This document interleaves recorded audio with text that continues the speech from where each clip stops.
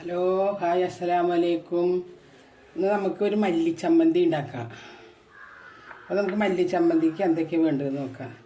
ഇത് 100 ഗ്രാം മല്ലിയാണ്, പിന്നെ ഒരു 4 മുളക്, പിന്നെ ഒരു 100 ഗ്രാം ഉണ്ട് ചെറിയുള്ളി തൊലിയൊക്കെ കളഞ്ഞ് വൃത്തിയാക്കിയത്, അതുപോലെ ഒരു 5-10 ചുള വെളുത്തുള്ളി, പിന്നെ ഒരു നെല്ലിക്ക വലിപ്പത്തിലുള്ള പുളി, പിന്നെ കറിവേപ്പില, പിന്നെ നമുക്ക് ഉപ്പ്. അപ്പോൾ നമുക്ക് ഇതൊക്കെ കൂടി വറുത്തിട്ട് നമുക്ക് ചമ്മന്തി അരയ്ക്കാം. വെച്ചിട്ട് വറുക്കാം.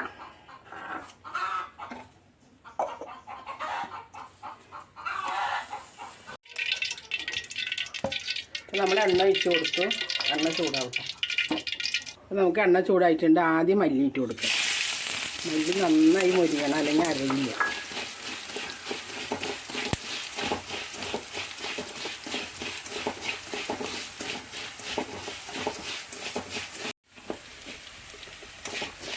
അപ്പോൾ നമ്മുടെ മല്ലി നന്നായി മുരിഞ്ഞു. നമുക്ക് ഇതിലേക്ക് ഇനി മുളക് ഇട്ട് കൊടുക്കാം. മല്ലി നമ്മളന്ന് സാമ്പാർ പൊടി ഉണ്ടാക്കുമ്പോൾ അധികം മല്ലി കഴുകി ഉണക്കി വൃത്തിയാക്കി വെച്ചതാണ്. അതുപോലെ മുളകും. അപ്പോൾ നമുക്ക് നന്നായി മുരിഞ്ഞ് വന്നില്ലെങ്കിൽ അരയാൻ ബുദ്ധിമുട്ടായിരിക്കും.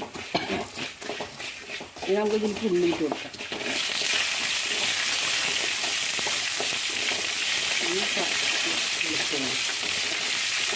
കറുവേപ്പില ഇടും.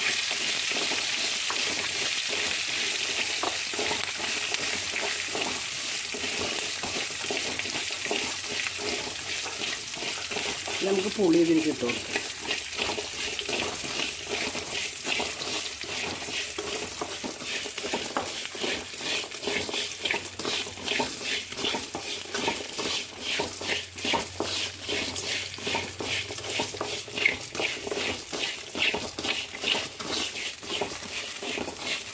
നമുക്കതിൽ കല്ലുപ്പിട്ട് കൊടുക്കാം.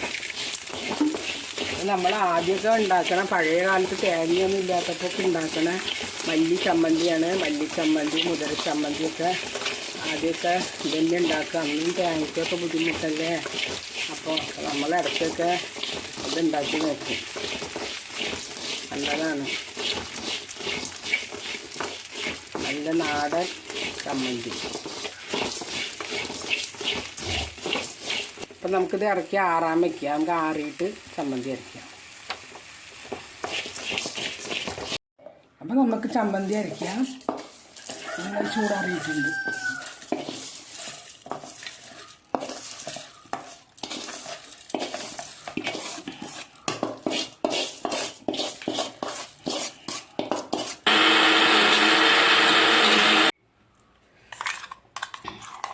അപ്പം നമ്മുടെ മല്ലിച്ചമ്മന്തി ഇതാ അരച്ച് എടുത്തു. വലിയ ജാറിൽ അരഞ്ഞില്ല. അപ്പോൾ നമ്മൾ ചെറിയ ജാറിലേക്ക് ഇട്ടു. മല്ലി അരയാൻ ഇത്തിരി ബുദ്ധിമുട്ടാണ്. അപ്പം മല്ലി ആദ്യം ഒന്ന് പൊടിച്ചിട്ട് അരക്കുകയാണെങ്കിൽ ഉത്തമമായിരിക്കും. നല്ല ടേസ്റ്റാണ്. ചോറ് കൊണ്ടാ പറയും. വേറെ ടേസ്റ്റാണ്. അപ്പോൾ ഒത്തിരി ലൂസ് വേണത്, എന്നാലേ അത് അരയുള്ളൂ. ഒരുപാട് ചമ്മന്തി ടൈറ്റാക്കിയാൽ മല്ലി അരയില്ല. മല്ലി നന്നായി അരഞ്ഞിട്ട് നല്ല അടിപൊളി ചമ്മന്തിയാണ്. അപ്പോൾ എല്ലാവരും ഉണ്ടാക്കി നോക്കണം. അപ്പോൾ വീഡിയോ ഇഷ്ടപ്പെട്ടാൽ ലൈക്ക് ചെയ്യുക, സബ്സ്ക്രൈബ് ചെയ്യുക, കമൻറ്റ് ചെയ്യുക.